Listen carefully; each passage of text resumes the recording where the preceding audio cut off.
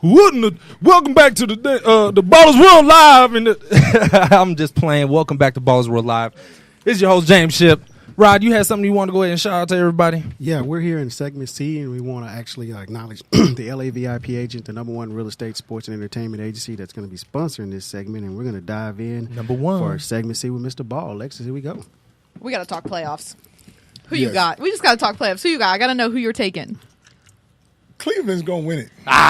Wait, tell me you're a Cleveland fan because, or you think they're going to take it? I'm not even a Cleveland fan. I thought we were here, man. I thought we were here. LeBron James. I'm going to take the bigger, stronger guy all the time. All day. I knew we had something. I'm going to take the bigger, stronger guy all the time. But he's been sick the last couple of games, and he hasn't been feeling too well. Well, that was his excuse. Even him on the bed, that boy monster. He's still 266. See, that's right. I knew Lavar and I. 260. We saw eye to eye.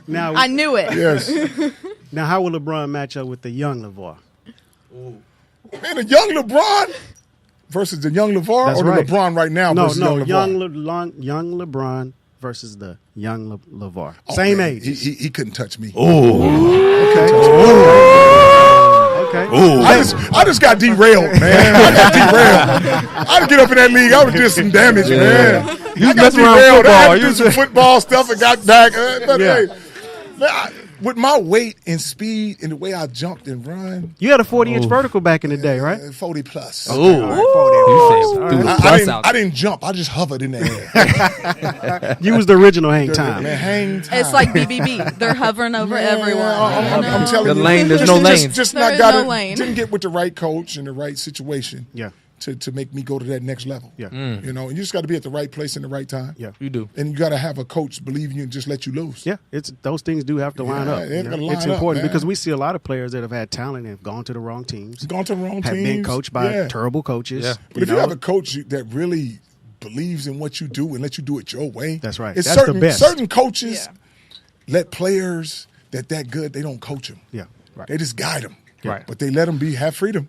And that kind of brings me to the next part I wanted to talk about, AAU sports, because we've had a couple of greats on here, Byron Scott, Jim Jackson, and they've all spoke about how the AAU system has kind of destroyed basketball as it currently is. You know, kids just running up and down the court, acting a fool, no fundamentals. What's your take on that? How do you feel about that? Well, you can't blame. You train. I mean, because you coached and trained your kids for the AAU, but you know what? Everybody is different, and so when stuff goes wrong, people always want to point the finger somewhere besides them. Yeah.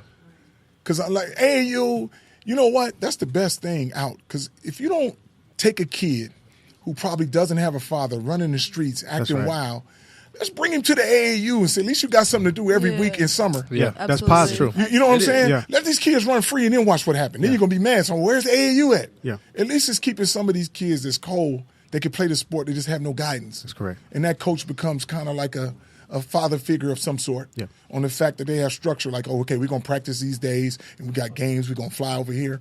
But an idle mind is the devil's workshop. Well, let me ask you this: do you think your kids benefited from the culture? You know, being able to benefited because I was coaching under your tutelage, specifically. Because nobody's going to let 11-year-old, a 13-year-old, and a 14-year-old play 17U open division. Yeah. Ain't nobody going to take all three of my boys on. They'll be like, hey, Lonzo, we'll take you. Yeah. The other one's got time. Correct. Yeah. And that's how they develop into the players they are. Well, because I don't have 12 different AAU teams, and whoever makes it to the league, that's my guy. That's right. I worry about the little 5 or 7 guys that I got, and hopefully at the end of this little journey, they all got a scholarship. Correct.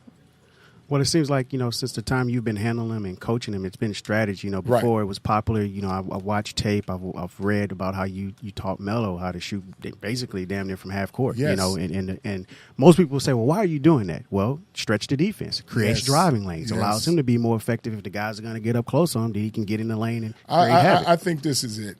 Any shot that you practice is a good shot. You practice as long as you can make it. If you practice shooting from half court, but hey, here's a philosophy on a good shooter. What's your idea of a good shooter? Why you say he's a good shooter?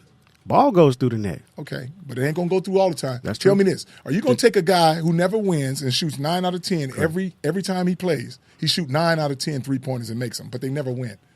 But you got this other guy who makes 2 out of 10, and he's in the playoffs and win championships, Clutch. but he always makes those last two. Making big shots. The other guy's a better shooter. Yep. Yeah. So you say I judge him on who makes that shot at that particular time. Yep. So you're not looking at the stats I'm necessarily. not looking at You're those the stats. results. Like I always tell my boys, this is why you got to have this conscience to shoot like that. Correct. All three of them can shoot the Confidence. heck of the ball. Yeah. But not one of them shoot the same way. I must be a hell of a trainer.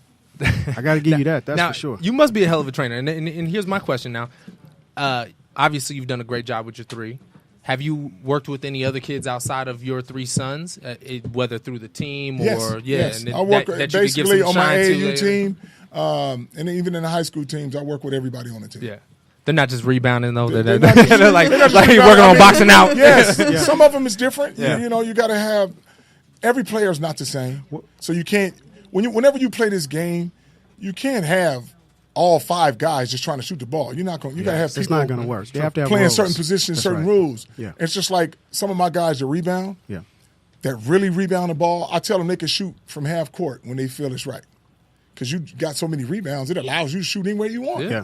But let's be good about it when you shoot. Don't wait till it's tied up, point Yeah. up. Now you want to Well, take you this wanna half court jab. shot. That's right. Let us be up 20, and then you shoot your half court shot. I'd have court shot it every time. Yes. Every Like single Jello, time. Good, it'd be fun. But Jello doesn't shoot as much as Melo. Like he's pulling. Jello When he shoots gets more than Melo. Does he? Yeah. Long range shots is just short range in the paint. Or just more, it's yeah, all more around. shot. Yeah, because I see When you they more open, they paint shoot getting the ball. shots. Yeah, okay. And it's like this. If they hot, this is what I tell them about shooting.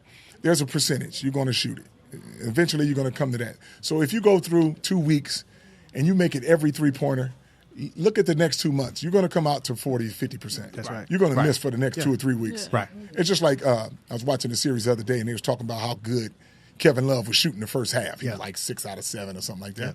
I said, wait till second half. He won't make not one. Yep. You know what? He didn't make not one. Caught up Iced to that out. percentage. Yeah. So I tell my boys this.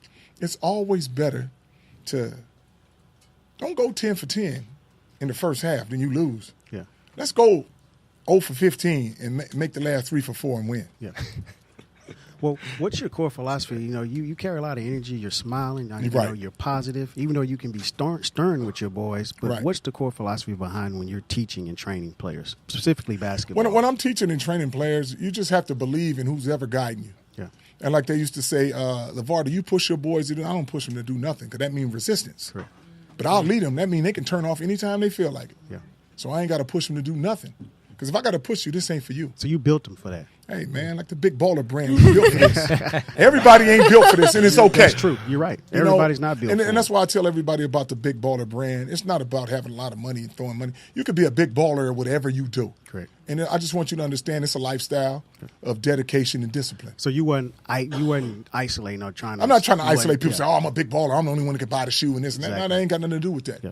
My idea with that was saying, if you don't want to work hard and go get the shoe, then leave it alone. Because there's a way to do everything, but are you built for it? Are you going to do that to get it? That's the right way. brand. The right way. That's Yeah. what the brand is. Yeah. Got Man. it. That's amazing. Man, LeVar, You man, heard it here. when you were coming on the show, I was like, I don't know, man. You done made me a fan, man. I'm thinking like, yo, Look at James. Yeah, like, yeah, I'm agreeing with us. Yeah, you know what I'm saying? If you can't get the shoe, then you better work hard to get the shoe. At first, I was like, 500. But it makes sense, man. It's quality. You got that damn look. I'm quality. I'm drinking the Kool-Aid. and shit. Now, Stay in your lane. you heard it here first.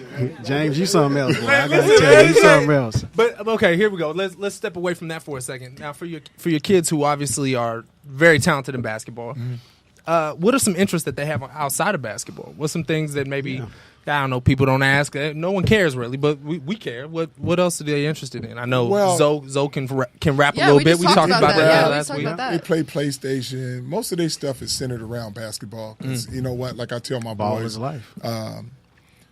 the key to life is not getting millions of dollars and making all this money. The key to life is having a passion for something. If you happen to get paid for it, you've won. You won. All Regardless day. of how much Right. money you're making. Yeah. Because after you done bought everything, what's left? Yeah. You done bought everything you wanted. Now what you got? You better have a passion for something. Yeah. But then I also told my boys this. It's always fun in the beginning, but it's pain in the end. Yeah. And I consider that as life. As like this is what's going on with my boys. You got to put a lot of work in and it's fun. The pain is going to hit when you're no longer playing the ball. Yeah. because you've been doing this all your life and you had this passion. So I keep telling them that so it don't hit them hard when it happens. Right. And my wife said the same thing. She said, what are you talking about? Fun in the beginning, pain. I said, we having a lot of fun, me and you. Yeah. The pain going to hit when one of us die. Right. Yeah, and that's just life. That's yeah. life. You're right. And I asked that question specifically because, like, for myself, I played basketball in college. And that was all I cared about for the first 20 years of my life was basketball. And then after a couple of injuries, it was I had to find my plan B. And I was all about no plan B. Just stay with plan A. I'm the same way. So stay. Your plan B is to make plan A work. Right. Now, if it don't, then we'll deal with it. Right. Because you don't want to be. Everybody used to come up with this thing and say, well, you got to don't put all your eggs in one basket. Well, how we going to get there? We got to go back and get the other ones that we left over here. Exactly. I'm going to put them all in one. I'm going to put 100% in. I'm not going to put 80% and 20% for a fallback plan. Yeah. Then you're going to come up 20% short.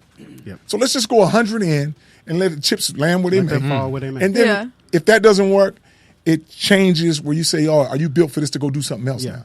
And that's where you don't start doing stuff before it happens. Stay with it until it happens, and then when you figure it out, it's not that way, and then you go a different route. Right. So you got all your eggs in the Lakers basket. What happens if you end up? What happens if you end up in the Celtics basket? I ain't gonna end up in no Celtics basket. That basket green. We in the purple and gold. That's right. I said Lonzo will be a Laker, and I'm gonna speak it into existence, man. Right. I'm gonna keep speaking that. I want to talk about that when we come back from break. Okay. We got to go to break, but I definitely want to talk about speaking in existence because you live it, and your kids live it. So when we come back, we're gonna dive into that. We'll be right back. That's fine.